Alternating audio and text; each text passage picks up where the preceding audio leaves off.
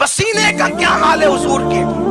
پہلی بات تو یہ ہے، دنیا کے اندر دھیان دینا، دنیا کے اندر بڑے سے بڑے خوبصورت کتنے بھی ہیں، جب ان کو پسینہ نکلتا ہے تو بدبودار نکلتا ہے، پھر اس کے بعد پسینہ بے ترتیب نکلتا ہے۔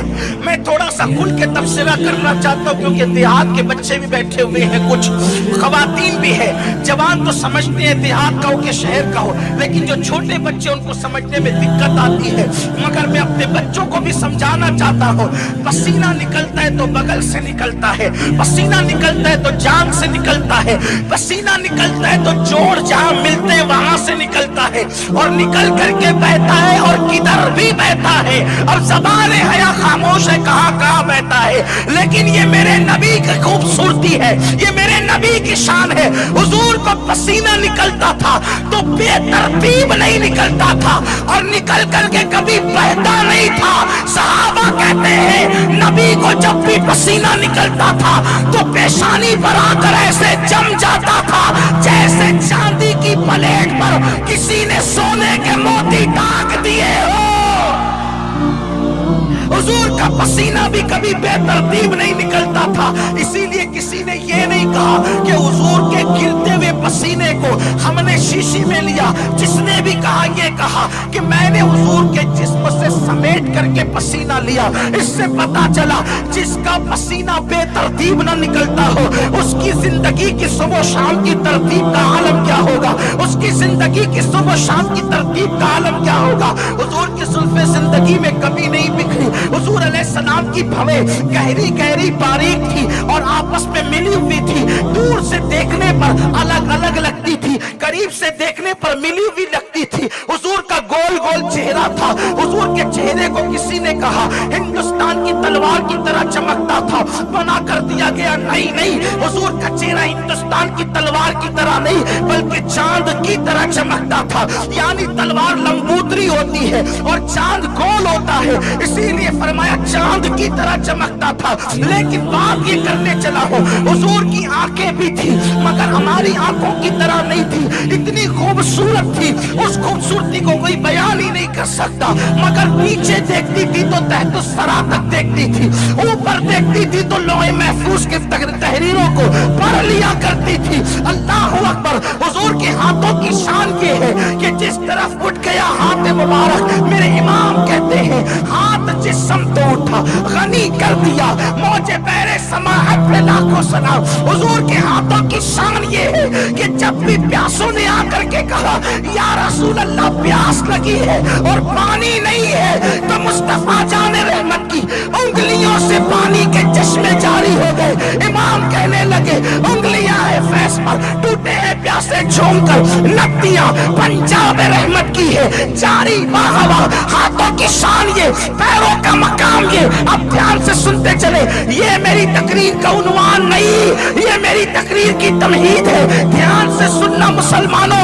مصطفیٰ جان رحمت کے پیروں کا مقام یہ ہے۔ حضور مٹی پر قدم رکھتے ہیں تو پیر کا نشان نہیں پڑتا، لیکن پتھر پہ قدم رکھتے ہیں تو پیر کا جاتا ہے۔ حضور کی زبان کی شان یہ، حضور اگر درختوں کو اشارہ کرے تو درخت جھومتے ہوئے بارگاہ مصطفیٰ میں آتے ہیں اور پھر فرماتے ہیں تو واپس چلے جاتے ہیں۔ حضور پہ پتھر درود و سلام پڑھتے ہیں، حضور پر درخت درود و سلام پڑھتے ہیں۔ امام کہتے ہیں ان پر درود جن کو حجر تک کرے سلام، ان پر سلام جن کو تحیت شجر کی ہے، درخت جن کو سلام کرے، پتھر جن کو سلام کرے۔ میرے آقا نے یہاں تک فرمایا کہ جب میں اپنی امی کے ساتھ بچپنے میں مدینہ شریف آیا تھا تو اس وقت جو مجھے پتھر سلام کرتے تھے میں ان کو آج تک پہچانتا ہوں۔ حضور کو جنہوں نے سلام کیا فرمایا آج تک پہچانتا ہوں۔ جو پتھر کا سلام سنے اسے محمد الرسول اللہ کہتے ہیں، جو درختوں کو بلائے اسے محمد الرسول اللہ کہتے ہیں، جو اشارہ کر کے چاند ٹکڑے کر دے اسے محمد الرسول اللہ کہتے ہیں، جو خالی کنویں کو میٹھا کر دے اسے محمد الرسول اللہ کہتے ہیں۔ پیاس میں چہرہ دیکھو تو پیاس ختم ہو جائے، وہ محمد الرسول रसूलुल्लाह। जन्नत में कोई ले जाने वाला नहीं। जो पापियों को, गुनहगारों को अगर हाथ पकड़कर प्यार से देख ले तो वो जहन्नमी जन्नती बन जाए। मुहम्मदुर रसूलुल्लाह। अब मैं उनकी शान क्या बयान करूं, उनकी शान क्या बयान करूं। उनकी मिस्ल नहीं, उनकी मिसाल नहीं, उन जैसा कोई नहीं। जिसका साया नहीं उसका सानी कहा, जिसका साया नहीं उसका सानी कहा। जिसके वालिद को खुदा ने पहले उठा लिया ताकि उनका दूसरा भाई भी पैदा ना हो, ताकि वो बराबरी का कोई दावा कर सके। अल्लाह अकबर। वो मुहम्मदुर रसूलुल्लाह। जब कायनात ने देखा, न सीरत में न सूरत में इन जैसा कोई नहीं, कोई नहीं, कोई नहीं, कोई नहीं, तो कायनात हैरत में दंग हो गई।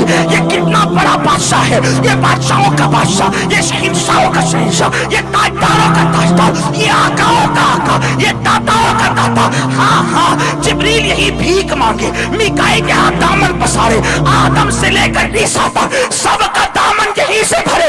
जिसको जो मिलता है यहीं से मिलता है। तकदीर यही संवरती है, बल्कि तकदीर की तकदीर भी यही संवरती है। औरों को जो मिला है मुकद्दर से मिला है, मुझको तो मुकद्दर भी तेरे दर से मिला है। जिसकी चौखट की शान ये हो, काकवास जहाँ भीख मांगते हैं कतार लगा के, सहाबा जहाँ सवाली बन के खड़े रहते हैं। अल्लाह अकबर।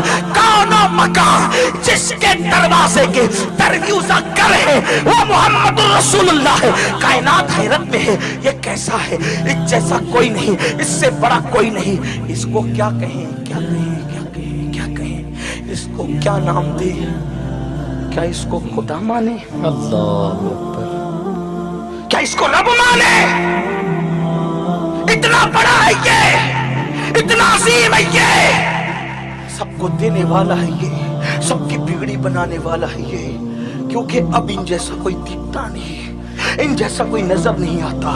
बिलाल ने कहा अल्लाहु अकबर, अल्लाहु अकबर, अशहदु अल्ला इलाहा इल्लल्लाह, अशहदु अन्ना मुहम्मदर रसूलुल्लाह, हय्या अलस सलाह, हय्या अलल फलाह, अल्लाहु अकबर, अल्लाहु अकबर, ला इलाहा इल्लल्लाह।